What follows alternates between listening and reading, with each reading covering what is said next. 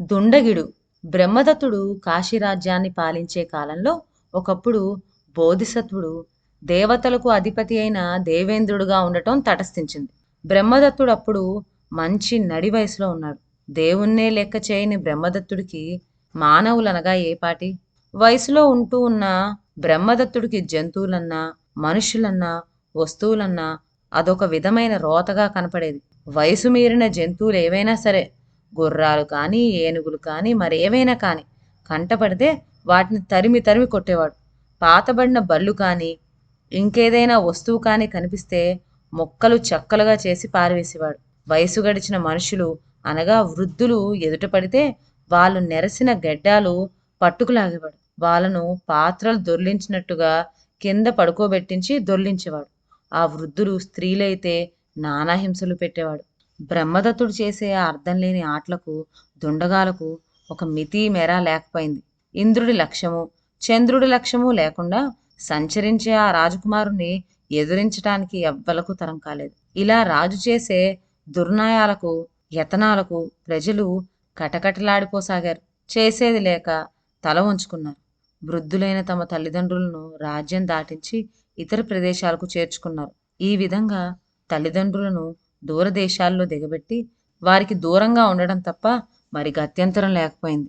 ఇలా ప్రజలు తల్లిదండ్రులను విడిచిపెట్టి ఉండటం వల్ల వారు మహాపాపం చేసిన వారయ్యారు. ఇటువంటి పాపాత్ములతో రౌరవాది నరకాలన్నీ నిండిపోజొచ్చినాయి. అటు చూడగా స్వర్గలోకమంతా ఖాళీగా ఉండిపోయింది. స్వర్గలోకంలో తగినంత పని కనపడకపోయేసరికి దేవేంద్రుడు తల్లడిల్లాడు. లాభమేముంది? దూరం యోచించి ఒక పన్నాగం పన్నాడు. అదేమిటంటే, కడుపేదైన ఒక శతవృద్ధ రూపం దాల్చాడు. 2 జాడీల్లో మజ్జిగ నింపి శిథిల అవస్థలో ఉండే ఒక బండిలో పెట్టాడు. ఆ బండికి 2 బక్క ఎద్దులను పూంచి బయలుదేరాడు. ఈ విధంగా దేవేంద్రుడు వెళ్తూ ఉండగా అతి వైభవంగా గొప్ప ఊరేగింపుతో గజరోహణం చేసి వస్తున్న బ్రహ్మదత్తుడు ఎదురయ్యాడు. రాజు కోసం నగరమంతా ఆనాడు కలకల్లాడుతూ అలంకరించబడింది. బండి మీద ముసలివాణ్ణి చూస్తూనే రాజు, పోరా అవతలికి, తప్పుకోరా, ఏమిటంత పొగరు అంటూ కేకలు వేశాడు. పక్కనున్న ప్రజలకు ఇదంతా ఆశ్చర్యం కొలిపింది. ఏమిటి, రాజులా కేకలు వేస్తున్నాడెందుకో అని అనుకున్నారు. చిత్రమేమిటంటే, మారువేషంలో ఉన్న ఆ దేవేంద్రుడు ఒక్క రాజుకే కనిపిస్తున్నాడు. కానీ ప్రజల్లో ఒక్కలకు కనిపించటం లేదు. దేవేంద్రుడు కనబరిచిన ఈ మహిమ వలనే ప్రజల కళ్ళకు మాయ కమ్మింది. అలా కోపంతో కేకలు వేసే రాజు మీదకు పోయి వృద్ధుడు తన బండిలోనే ఒక మజ్జిగ జాడి తీసి రాజు నెత్తి మీద పగలగొట్టి భయంతో రాజు ఏనుగు దిగి చుట్టూ చుట్టూ తిరగసాగాడు.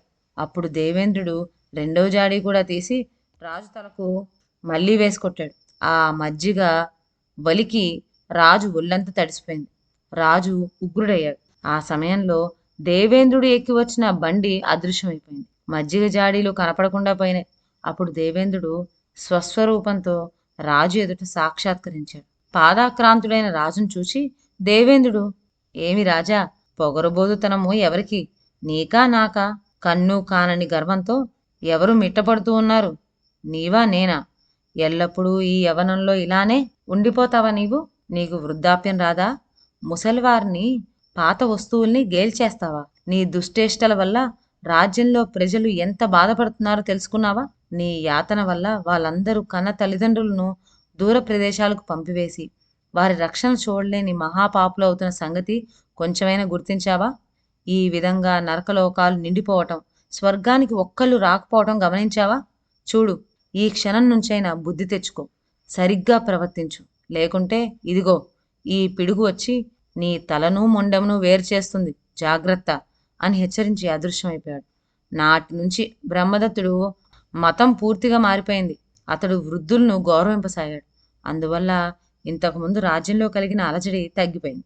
ప్రజలు వాళ్ళ వాళ్ళ తల్లిదండ్రులను మళ్ళీ ఆ దూర ప్రాంతాల నుండి తిరిగి తెచ్చుకొని సేవించి సుఖంగా ఉంటూ వచ్చారు. బోధిసత్వుడు ప్రభావం వల్ల ఇంతటి మార్పు కలిగింది. ఇదండి వాళ్ళ కథ. మరొక మంచి కథతో నెక్స్ట్ వీడియోలో కలుద్దాం. అంతవరకు సెలవు. నా ఛానల్లోని కథలు మీకు నచ్చినట్లయితే నా ఛానల్ను లైక్ చేసి సబ్స్క్రైబ్ చేయండి. షేర్ చేయడం మర్చిపోవద్దు. కొత్త కథల నోటిఫికేషన్ కోసం బెల్ ఐకాన్ ప్రెస్ చేయండి. Thank you.